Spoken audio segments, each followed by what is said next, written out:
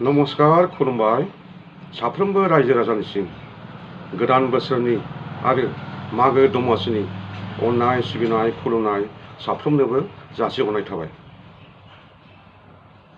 फैगौ 17 जानुवारियाव Arjun Bageshwar Baruah sports complex गुवाहाटीआव जोंनि बर' हारिनि बागुरुम्बा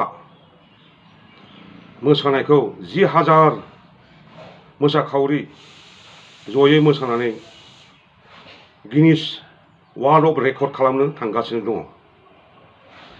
बे हाबाफारियाव जोंनि भारत हादरनि प्रधान मन्त्रि नरेन्द्र मदि बिथाङा फैगोन आरो आसामनि गभर्नर आरो आसामनि CM हेमन्त बिश्व शर्मा सार बिथांमोना नुजाथिगोन।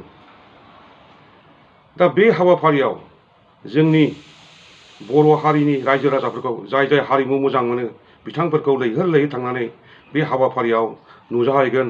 आं बयखौबो आर'ज गाबो जाहाथे जोंनि बे स्टेडियामा खालियै थानो मोना, गासैबो जोंनि बे स्टेजखौ आबुं खालामनांगौ।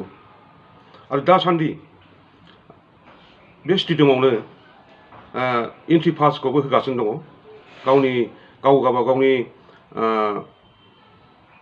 ID कार्ड होनानै लानो हागोन बे आरो आं मोनसे गुरै खावलायो जोंनि बेसेबां हारिफ्रा जोंनि हारिमु आफाद हारिमुखौ मोजां मोनग्रा रायजो राजाफ्रा गावनि गाननाय जोमनायखौ दख'ना गाननानै बा हौवाफ्रा आर'नाइ गामसा गाननानै थांगोन, बेखौ आं गुरैयै खावलायनाय थाबाय। जाहाथे जोङो जोंनि हारिमुखौ मुलुगाव बयनोबो देखायनो हायो।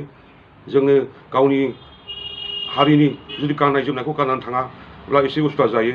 हौवाफ्राबो लंपेन्ट गानगासिनो गामसा गाननानै थां, आर'नाइ लानानै थां, हिन्जावफ्राबो दख'ना गाननानै थां, बेखौनो रिकुवेस्ट खालामो।